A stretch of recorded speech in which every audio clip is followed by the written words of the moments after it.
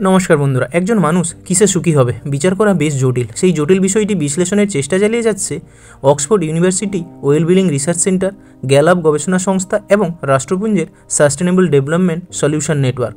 দেখুন, 2012 সালে রাষ্ট্রসংঘের সাধারণ অধিবেশনে 20 মার্চ দিনটিকে বিশ্বের সুখ দিবস হিসাবে পালন করা হয়।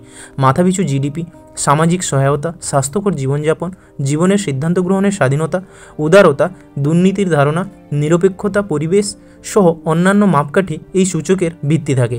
এই সূচকে 147টি দেশে জীবনধারণের মান নিয়ে নাগরিকদের মতামত বিশ্লেষণ করে এই রিপোর্ট তৈরি করা হয়। সম্প্রতি 2025 সালের ওয়ার্ল্ড হ্যাপিনেস রিপোর্ট প্রকাশ করেছে রাষ্ট্রসংঘ। বিশ্বের সবথেকে সুখী দেশ হলো ফিনল্যান্ড। একবার নয়, এই নিয়ে টানা 8 বার তারা প্রথম স্থান দখল করেছে। তালিকায় 2 নম্বর ও 3 নম্বরে রয়েছে ডেনমার্ক ও আইসল্যান্ড। এছাড়া 4 ও 5 নম্বরে সুইডেন এবং নেদারল্যান্ড। আর এই তালিকার সবার নিচে রয়েছে আফগানিস্তান। বিশ্বের সবথেকে ধনী দেশ আমেরিকা কত নম্বরে রয়েছে জানেন? 24 নম্বরে। আর এটাই আমেরিকার সবথেকে নিকৃষ্টতম র্যাঙ্কিং। আমেরিকার ঠিক উপরে রয়েছে ব্রিটেন, যার র্যাঙ্কিং 23, আর যুদ্ধবিধ্বস্ত প্যালেস্টাইন রয়েছে 108 নম্বরে।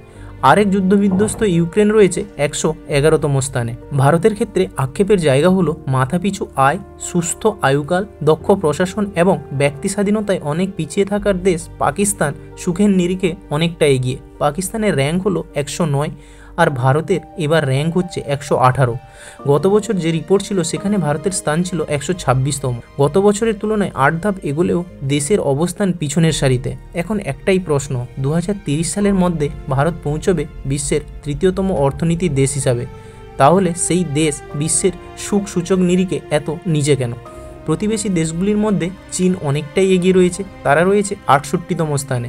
জেনে অবাক হবেন, নেপালের র্যাঙ্কিং হচ্ছে 92। তবে বাংলাদেশ রয়েছে তালিকায় নিচের দিকে, তাদের র্যাঙ্কিং হচ্ছে 134। শ্রীলঙ্কা এক ধাপ এগিয়ে রয়েছে 133তম স্থানে। 2015 সাল থেকে ভারতের র্যাঙ্কিং পর্যায়ক্রমটা ছিল 117, 2016 সালে হয় 118, 2017তে হয় 112, 2018তে হয় 133, 2019-এ হয় 140, 2020-তে হয় 144, 2021-এ হয় 159, আর 2022-এ হয় 126। বিশ্বের বৃহত্তম গণতান্ত্রিক দেশের সুস্বাস্থ্য ও সম্মানের পক্ষে এই নাম্বারটা খুবই অস্বস্তিকর। এখন একটাই প্রশ্ন, ভারত অসুখী কেন? ভারতের তো মাথাপিছু আয় বাড়ছে। এবার সার্বিক মাপকাঠিতে ভারতের স্কোর কিছুটা বেড়ে হয়েছে 4.389। দেখুন, আর্থিক বৈষম্য, শিক্ষা, স্বাস্থ্য, দুর্বল পরিকাঠামো, বেকারত্বের অভিশাপ মানুষকে ভারতবর্ষে অসুখী করে তুলেছে। এছাড়া এই র্যাঙ্কিংয়ে ভারতের পিছিয়ে থাকা আরেকটি গুরুত্বপূর্ণ কারণ হলো দুর্নীতি নিয়ে মানুষের ক্ষোভ।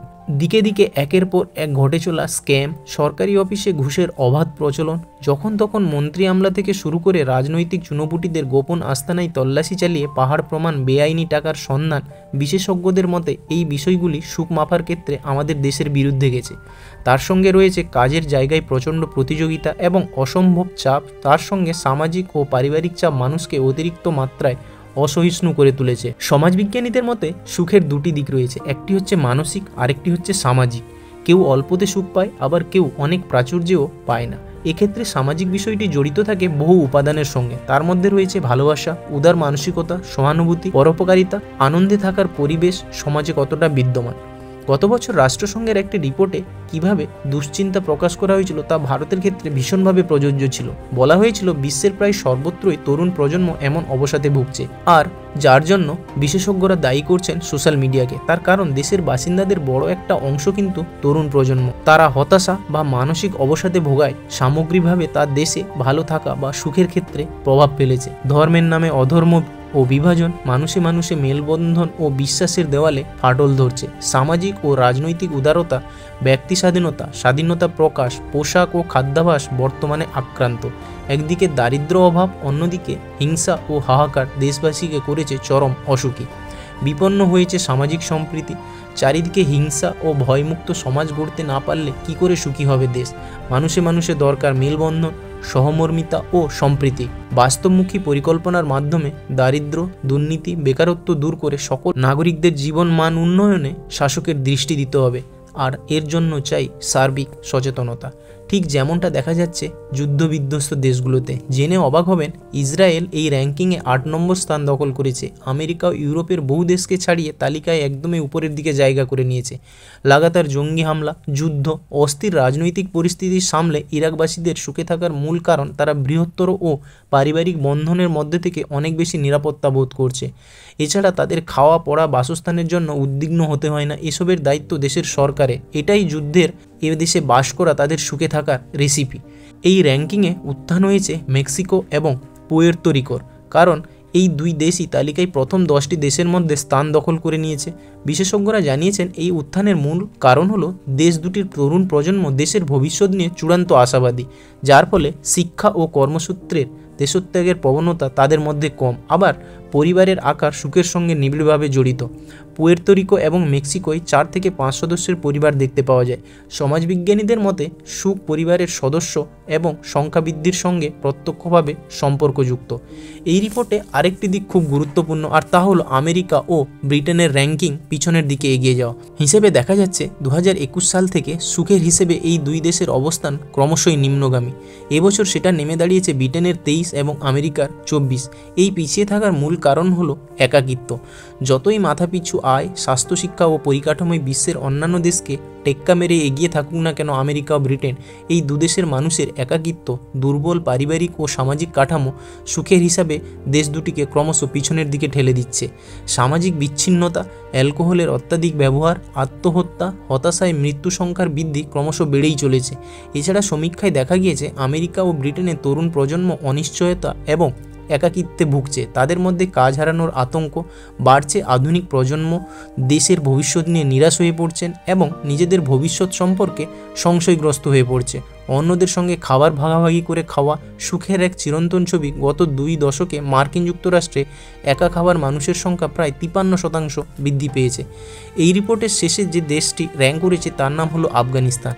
আর এর কারণ হলো সেদেশে মহিলাদের জীবনের সর্বক্ষেত্রে পরাধীনতার শৃঙ্খল পরানো হয়েছে। তালিবানি শাসন মহিলাদের অধিকারের উপর বিধিনিষেধের কঠিন ও কঠোর বর্ম পরিয়ে রেখেছে, যার অন্যথা হলেই কঠোর শাস্তি, এমনকি মৃত্যুদণ্ড হতে পারে। এর সঙ্গে যুক্ত হবে যুদ্ধ, জঙ্গি কার্যকলাপ, অস্থির রাজনৈতিক পরিস্থিতি এবং অর্থনৈতিক ক্রমপতন। রাজনৈতিক দুর্নীতি, ব্যর্থ শাসন ব্যবস্থা, মুদ্রাস্ফীতি, অর্থনৈতিক অস্থিরতা এবং মানবিক অধিকার রক্ষার সংকটের কারণে আফগানিস্তানের সঙ্গে তালিকায় একদম শেষের দিকে জায়গা করে নিয়েছে লেবানন, হাইতি, ভেনেজুয়েলা এবং জিম্বাবুয়ের মতন দেশগুলি। তাহলে কি করণীয়? এই যে রিপোর্ট তৈরি করা হয়, সমীক্ষায় যে সমস্ত প্রশ্ন করায়, তার মধ্যে থাকে কোনো দেশের মানুষ গোষ্ঠীবদ্ধ জীবনযাপনে অভ্যস্ত কিনা, একসঙ্গে বসে খাবার ভাগ করে খায় কিনা, বিপদে একে অপরের পাশে দাঁড়ায় কিনা, সম্পূর্ণ অচেনা সহনাগরিকের প্রতি কতটা যত্নশীল, এই সমস্ত প্রশ্নের উত্তর জানতে চাওয়া হয়। এই সমীক্ষায় একটি মডেল প্রশ্ন থাকে যে দেশে যদি মানিব্যাগ হারিয়ে যায় সেটা ফেরত পাওয়ার সম্ভাবনা কত, বা কার কাছ থেকে সেটা ফেরত পাওয়ার আশা করবে। তার অপশন থাকে প্রথম প্রতিবেশী, দ্বিতীয় অচেনা মানুষ এবং তৃতীয় হচ্ছে পুলিশ। যদি উত্তরটা প্রতিবেশী হয় তাহলে বুঝতে হবে সমাজে পরস্পরের প্রতি বিশ্বাস অটুট রয়েছে। অচেনা মানুষ উত্তর দেওয়ার অর্থ হলো সেই বিশ্বাস বৃহত্তর ক্ষেত্রে প্রসারিত হয়, আর পুলিশ বা প্রশাসনে ফিরিয়ে দেওয়া রাষ্ট্রের উপর নাগরিকদের ভরসা ও বিশ্বাস প্রমাণ করে। আর যদি উত্তর তিনটেই হয় তার অর্থ সুখের নিরিখে দেশটির স্থান অনেক উপরে। অর্থনৈতিক দিক থেকে অনেক এগিয়ে থেকেও new York, London, Hong Kong, Singapore, Mumbai এই সমস্ত মেট্রো শহরের মানুষ জীবনের সর্বক্ষেত্রে ক্রমবর্ধমান চাপের সঙ্গে লড়াই করে চলেছে। সমীক্ষার ফল জানাচ্ছে নগরায়ন একদিকে কর্মসংস্থান ও পরিষেবার যোগান দিলেও একই সঙ্গে সামাজিক বিচ্ছিন্নতা ও পরিবেশ দূষণ বাড়িয়ে মানুষকে অসহিষ্ণু এবং অসুখী করে তুলেছে। প্রযুক্তির দুনিয়ায় মানুষে মানুষে বিশ্বাসের ভিত নড়বড়ে হয়ে গেছে। পুলিশ প্রশাসন, রাষ্ট্রের প্রতি ভরসা কমছে। তাই শুধু জিডিপি বা কর্মসংস্থানের বৃদ্ধি ঘটলেই সরকারের দায়িত্ব শেষ হয়ে যায় না। এটা যত তাড়াতাড়ি বুঝতে পারা যাবে ততই মঙ্গল। আর তা না হলে পিছনের দিকে এগিয়ে যেতে যেতে একসময় সমাজ ব্যবস্থা সম্পূর্ণ ভেঙে পড়বে। এ ব্যাপারে আপনাদের কি বক্তব্য কমেন্টের মাধ্যমে অবশ্যই জানাবেন। আর যদি ভিডিওটি ভালো লেগে থাকে তাহলে লাইক, শেয়ার করে চ্যানেলটিকে সাবস্ক্রাইব করতে ভুলবেন না। ধন্যবাদ।